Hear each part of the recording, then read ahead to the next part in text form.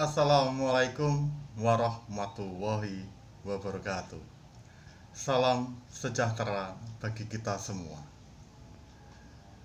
Pada kali ini, dalam video ini saya akan memberikan materi mengenai pentingnya asesmen psychological pada siswa. Ketika siswa dalam masa pertumbuhan dan perkembangannya tanpa disadari dan mendapat perhatian dari para orang tua dan para guru, terkadang siswa mengalami suatu kesulitan dalam belajar di sekolah. Siswa terkadang juga mengalami kesulitan dalam hal berkonsentrasi. Bahkan, siswa mengalami kesulitan dalam berkomunikasi dengan teman sebaya atau dengan orang lain. Asesmen psychological dapat memberikan petunjuk dan memberikan perkiraan hal-hal yang menjadi sumber kesulitan yang dialami oleh siswa. Asesmen psychological dapat membantu dalam mendiagnosis dan memberikan treatment seperti gangguan depresi pada anak, attention deficit disorder, attention deficit hyperactivity disorder, autism spectrum disorder, keterlambatan perkembangan kognitif, kecemasan, masalah perilaku, impulsif, penilaian buruk, usaha dalam membuat pilihan positif, masalah di dalam memorinya, sensori, kurang sensitivitas, disleksia, kesulitan fungsi eksekutif dalam kognitifnya, permasalahan dalam bimbingan karir dan penjurusan siswa, gangguan komunikasi, demensia, masalah ingatan, masalah belajar, dan akademik, gangguan belajar visual dan pendengaran serta bakat siswa, dan banyak lagi yang bisa diungkapkan dalam bantuan di asesmen psikologis ini. Asesmen psychological ini memberikan pengetahuan mengenai proses pembelajaran, perkembangan sosial, perilaku, dan kepribadian siswa dengan tujuan melakukan penyesuaian rekomendasi dalam merencanakan kebutuhan pendidikan dan kesehatan mental anak. Apa sih psychological assessment itu? Asesmen psychological merupakan serangkaian beberapa metode yang terdiri dari wawancara, baik dilakukan secara autoanamnese maupun aloanamnese yang terstruktur maupun tidak terstruktur.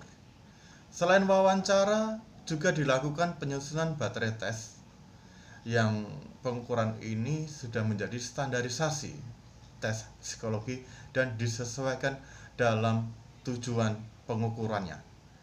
Selain wawancara dan penyusunan baterai tes, juga dilakukan penggalian informasi mengenai siswa melalui kuesioner yang dirancang untuk mengevaluasi apa yang menjadi kekuatan dan kelemahan pada diri siswa.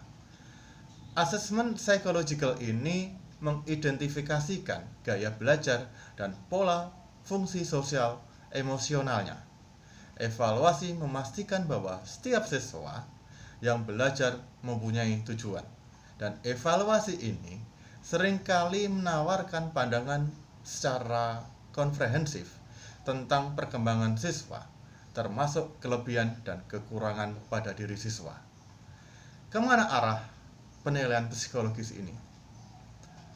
Penilaian psikologis harus mempertimbangkan keseluruhan mengenai kondisi anak secara keseluruhan, baik itu kehidupan anak di keluarga, di sekolah, dan di kehidupan sosialnya. Penilaian biasanya dilakukan secara individual berdasarkan kebutuhan anak dan berusaha mengatasi masalah yang mengarah pada suatu rujukan. Sehingga suatu penilaian psikologis dapat melihat, yang pertama adalah kecerdasan anak, Dengan assessment psychological akan mencari akar permasalahan pada keterlambatan perkembangan siswa, permasalahan intelektual, keterampilan bahasa dan komunikasi, keterampilan penalaran non-verbal, dan kecepatan dalam menyerap dan memproses informasi baru. Yang kedua adalah pencapaian suatu prestasi yang akan diraih oleh siswa. Dengan assessment psychological mengukur penguasaan membaca, penguasaan matematika atau dalam berhitung, dan penguasaan dalam menulis. Assessment psychological dalam pendidikan dapat mengidentifikasikan kekuatan akademis dan menunjukkan ketidakmampuan belajar siswa seperti disleksia atau yang telah saya sebutkan di awal tadi. Yang ketiga adalah memori dan perhatian. Assessment psychological, khususnya tes neuropsikologis, sering digunakan untuk mengidentifikasi attention deficit disorder dan attention deficit hyperactivity disorder. Assessment psychological ini juga dapat mengukur keterampilan memori, kemampuan penalaran, dan fungsi eksekutif seperti keterampilan dalam perencanaan dan mengorganisasi.